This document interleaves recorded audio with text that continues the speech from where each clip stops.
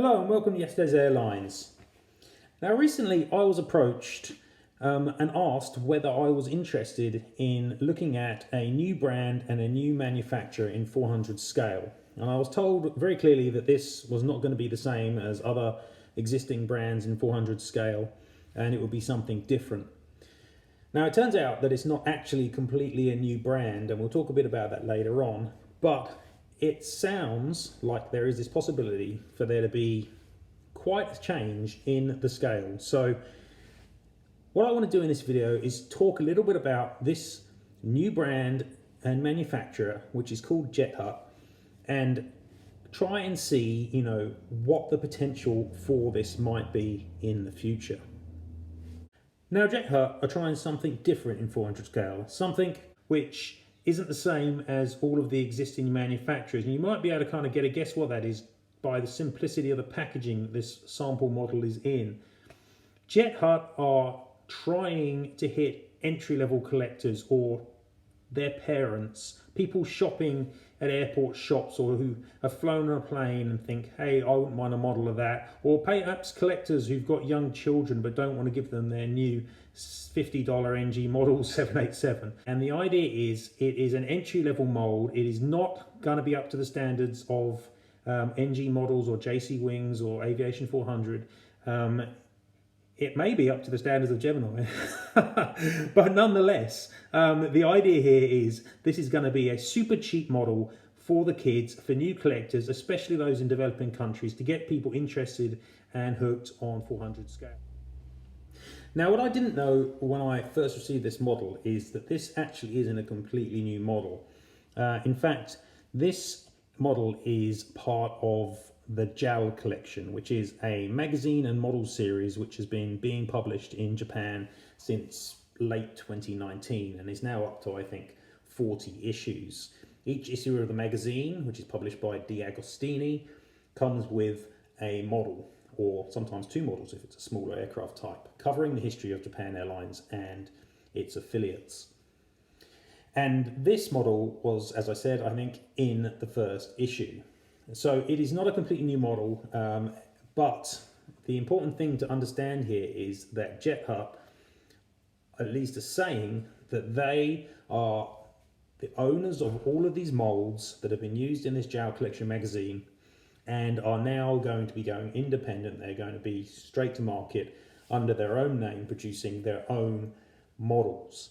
So that opens up some really, really interesting possibilities, partly because the price bracket that they're talking about is so much lower than a standard 400 scale model, and partly because they've got a pre-existing back catalogue of molds which they have used in the Agostini JAL collection of magazines. Now there's also been an Aeroflot collection, but that seems to have only lasted for 4 or 5 issues, but still has some very interesting molds like the Ag-42.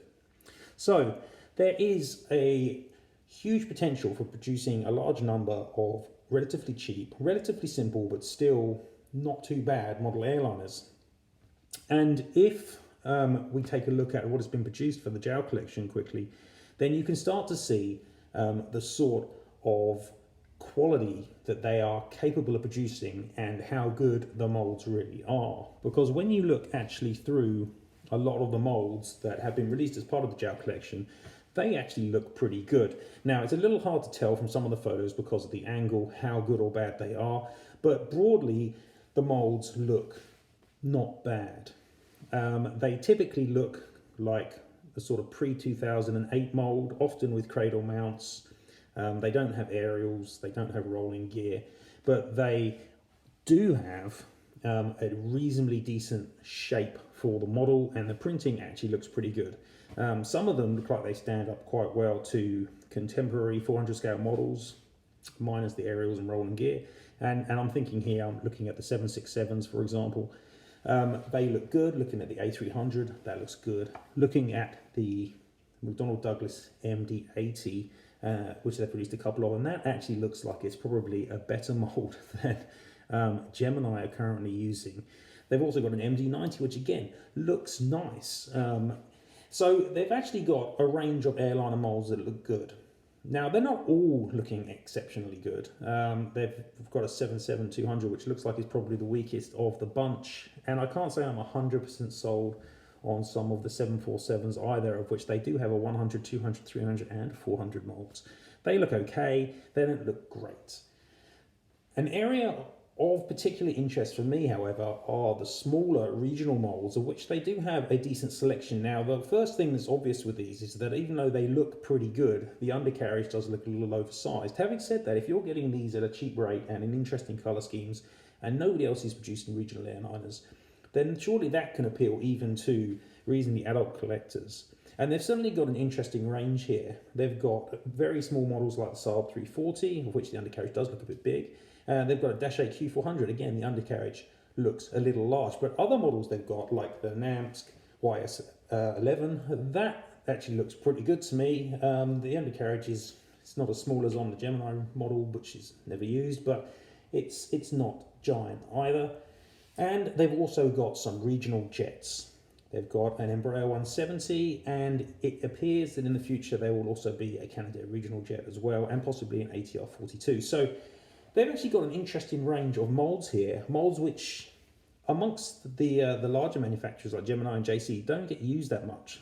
So I actually think, whereas they're aiming perhaps these models at kids and people who don't know what they're looking at, they also could hit part of the collector market here, because they have the potential to release models which nobody else is releasing on molds which actually don't look that bad. And again, if you look through the other molds they've got, again, some of them look pretty good. They've got a McDonnell Douglas DC-1040, and again, I think looking at it, it looks pretty reasonable. They've also got an MD-11, which looks like it would stand up well against the Gemini, Phoenix, or the Dragon examples which exist. So they do have some okay looking molds. So it's going to be interesting if Jethut actually do what I'm being told they might, and start releasing a range of new airliners in 400 scale at a cheap price point with simple printing, but with these relatively decent molds. They could make a real niche for themselves, I think. So that's quite interesting. Now, a lot of what I'm telling you here is I'm going on faith. It's what I've been told. And I don't know if it's actually going to happen. It may not. It'll be certainly interesting to see what does happen in the future. But there is, I think, a real possibility here for Jethut to make themselves a good niche in the market and compete at the lower end of 400 scale and create new markets where currently there aren't any, perhaps, for younger collectors and for people at airport shops and such. So I'm pretty excited by what Jethut look like they may be offering here, and it'll be really interesting to see what these models turn out to look like. Okay, now I'm going to be looking at the Jethut 787 in a little bit more detail in another video, but as always, I hope you've enjoyed this one. Subscribe if you have. Check me out on Instagram at Airlines and on Facebook, and obviously always check the website. I will do my very best to find out more information about Jethut and other manufacturers and report that back to you guys. So keep tuned for that. Thanks very much for watching. See you later.